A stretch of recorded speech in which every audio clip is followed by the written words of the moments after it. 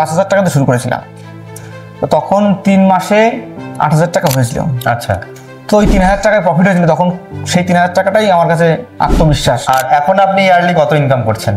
এখন yearly approx 8 থেকে 10 লাখ টাকা আয় হচ্ছে এই মুহূর্তে।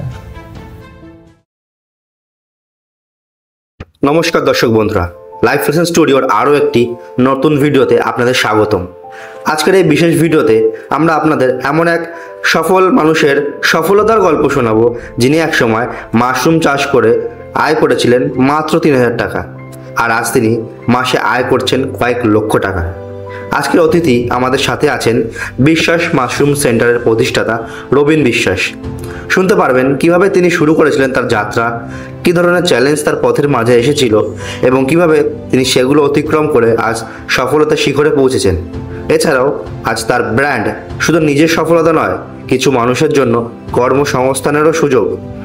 তাহলে আর দেরি না করে চলুন জানি রবিনবাবুর মুখ থেকে তার অনুপ্রেরণামূলক গল্প। ভিডিওটি দেখুন এবং তার জীবন সংগ্রামের গল্প শুনে আপনিও অনুপ্রাণিত হন। নমস্কার রবিনবাবু, কেমন আছেন? নমস্কার, ভালো। আপনি ভালো আছেন তো? হ্যাঁ, বেশ ভালো আছি। তো প্রথমে আপনার ফার্মের নামটা জেনে নেব।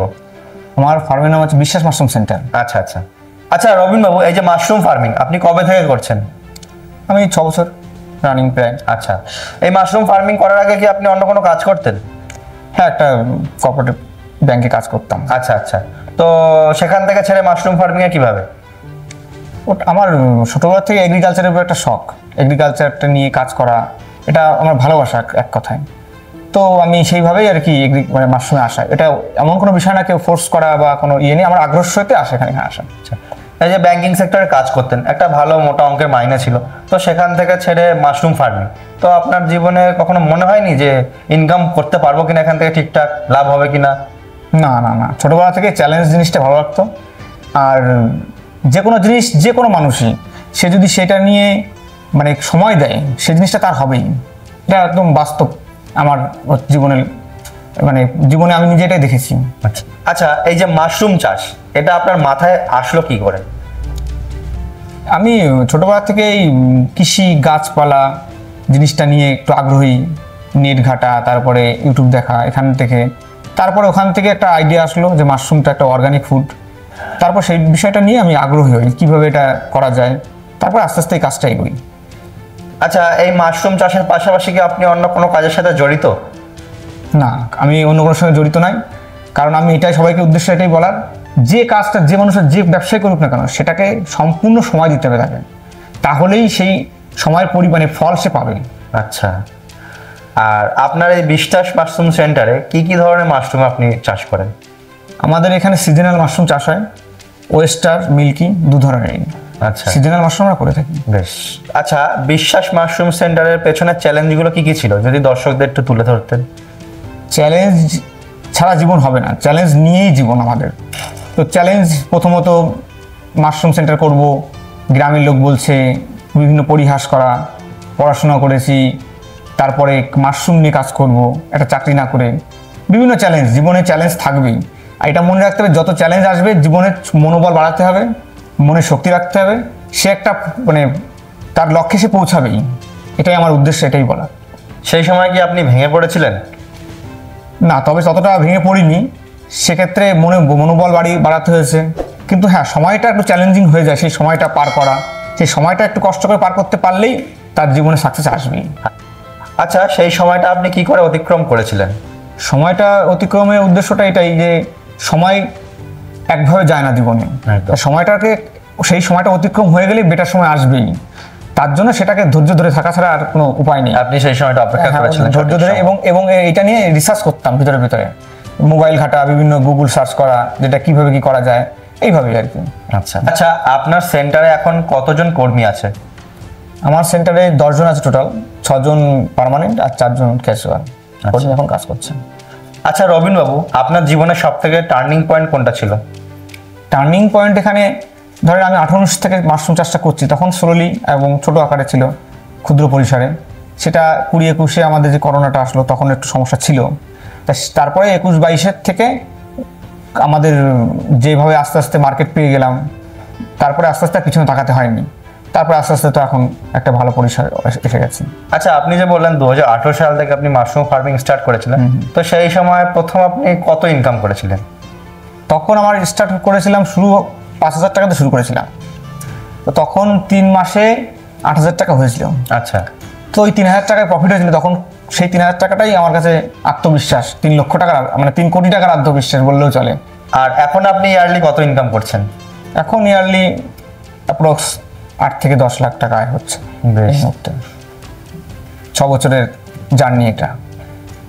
আচ্ছা রবিন বাবু, প্রত্যেকটা মানুষ তো জীবনে মোকাবিলা করে, কিন্তু এই মোকাবিলা করার পেছনে একজন সেনাপতি থাকে। তো আপনার জীবনে সেই সেনাপতিটাকে? হ্যাঁ, এটা না বললেই নয়। উনি বাংলাদেশ, ওনার বাড়ি বাবুল আক্তার। ওনার ওই মাশরুম সেক্টর নিয়ে 17-18 বছরের জার্নি, 100 কোটি টাকা প্রজেক্ট পৌঁছে গেছেন। ড্রিম মাশরুম সেন্টারের কর্ণধারণী উনি আমার সেনাপতি বলতে চলে, উনি আপনার গুরু বলতে গেলে। বুঝতে। আচ্ছা, আপনি এখন যে পরিস্থিতিতে আছেন কেমন লাগছে? না, এখন পরিস্থিতি ভালোই, কমফোর্টেবল। আর আপনার এই যে 2025 সাল, এই 25 সালে প্ল্যানিং কি আছে? 25 সালে প্ল্যানিং হচ্ছে এই যে আমাদের ল্যাবরেটরি সেক্টরটা আছে একটু বড় করতে হবে। তারপরে আমি চাই যে একটু কর্মী লাগবে, মানে কর্মী নিয়ে কাজ করব। যাতে মানুষ কর্মসংস্থান পেতে পারে। অবশ্যই অবশ্যই। আচ্ছা রবিন বাবু, আমাদের দর্শকদের মধ্যে অনেকে আছেন যারা তাদের জীবন নিয়ে চিন্তিত, জীবনে হাল ছেড়ে দেয়, তাদের উদ্দেশ্যে আপনি কি বলতে চান? তাদের উদ্দেশ্যে বলবো যে হালটা না ছেড়ে ধৈর্য ধরতে এবং যে কোনো জিনিস একটা জিনিস নিয়ে পড়ে থাকতে। যে ব্যবসা সে করুক না কেন, সে ওইটাকেই সে প্রত্যক্ষ পরোক্ষভাবে সেটাকেই সময় দিতে চায়। সে যে হতে পারে যে কোনো ব্যবসা, সে সময় দিলে তার কোনো সাকসেস সে পাবেই পাবে। আচ্ছা রবিন বাবু, আজ গোটা পশ্চিমবঙ্গ বা বাংলা জুড়ে তো এত মাশরুম সেন্টার রয়েছে, তো কি এমন জিনিস যা বিশ্বাস মাশরুম সেন্টারকে অন্যদের থেকে আলাদা করে, বা এর বিশেষত্ব কি? বিশেষত্বটা আর আলাদা করার উদ্দেশ্যটা এটাই, আমি যখন চাষ শুরু করি, মাশরুম ফার্মিংটা শুরু করি 2018 সাল থেকে, তখন যে স্পন বা মাশরুমের স্পন বলা হয় বীজটাকে, তো বীজের ভালো কোয়ালিটি পেতাম না। শুধু এই জিনিসটা শুধু আমার না, চাষিদের সঙ্গে আলোচনা করতাম, তারাও বলতো যে কোয়ালিটি নিয়ে তাদের সমস্যা, ভ্যারাইটি নিয়ে সমস্যা। তো এইটা হলো আমার একার চ্যালেঞ্জ না, প্রত্যেকের চ্যালেঞ্জ। তো এইটাকে আমি শুরু করলাম, চ্যালেঞ্জটা কী করে শুরু করা। তারপরে আমি গবেষণাগার গিয়ে আমাদের হিমাচল প্রদেশ সোলান, ওখানে গিয়ে ট্রেনিং করি, জিনিসটা সম্পূর্ণভাবে প্রত্যক্ষভাবে জেনে আসি যে কোথার থেকে জেনেটিক সমস্যাগুলো হচ্ছে, যে গ্রিন মোল্ড হয়ে যায় কেন, এইগুলো জিনিসগুলো দেখি, এই নিয়ে বিশ্লেষণ করি, তারপর একটা সলিউশন পাই। সেই সলিউশন মেথড ইউজ করেই আমরা সম্পূর্ণভাবে কাজ করি। আমি এখনও মাশরুম ফার্মিং করি, মাশরুম চাষ করি। যে স্পন বা যে বীজটা আমরা তৈরি করি, সেই লটের বীজ দিয়ে আমাদের মাশরুম তৈরি করা হয়, তার প্রোডাকশান এবং গঠন এবং কোয়ালিটি মেনটেন রাখার জন্য। প্রত্যেকটা লটের স্পন আমরা ইউজ করে দেখি যে আমরা সঠিক মান ব্যবহার করতে পারলাম কিনা। আচ্ছা, এটাই আমাদের বিশেষত্বটা। তো ধন্যবাদ রবিন বাবু, আমাদের লাইফ লেসন স্টুডিওর মাধ্যমে আপনার জীবনের কাহিনীটা শেয়ার করার জন্য। আমরা চাই আপনি জীবনে আরো এগিয়ে যান, এই আমাদের শুভকামনা রইল। ধন্যবাদ। তো দর্শকরা, আপনারা রবীন্দ্রবাবুর মুখ থেকে তার সফলতার গল্প জানলেন, তিনি জীবনে যা যা চ্যালেঞ্জ অতিক্রম করে আজ সফলতার পথে। তো আশা করি আপনারা রবীন্দ্রবাবুর স্টেপ ফলো করলে আপনারাও জীবনে অনেক সফলতার মুখোমুখি হতে পারেন। তো জীবনে হাল ছাড়বেন না, ভেঙে পড়বেন না। আজকের ভিডিওটি যদি আপনাদের মোটিভেট করে থাকে, তাহলে যারা ইউটিউব থেকে দেখছেন আমাদের চ্যানেলটি সাবস্ক্রাইব করুন, যারা ফেসবুক থেকে দেখছেন আমাদের পেজটি অবশ্যই ফলো করে দিন। আর আপনাদের যদি কোনো কিছু মন্তব্য করার থাকে আমাদের কমেন্ট করে জানাবেন, আমরা তো অবশ্যই আপনাদের রিপ্লাই দেওয়ার চেষ্টা করব। নতুন পরবর্তী ভিডিওর জন্য আপনারা অপেক্ষা করুন।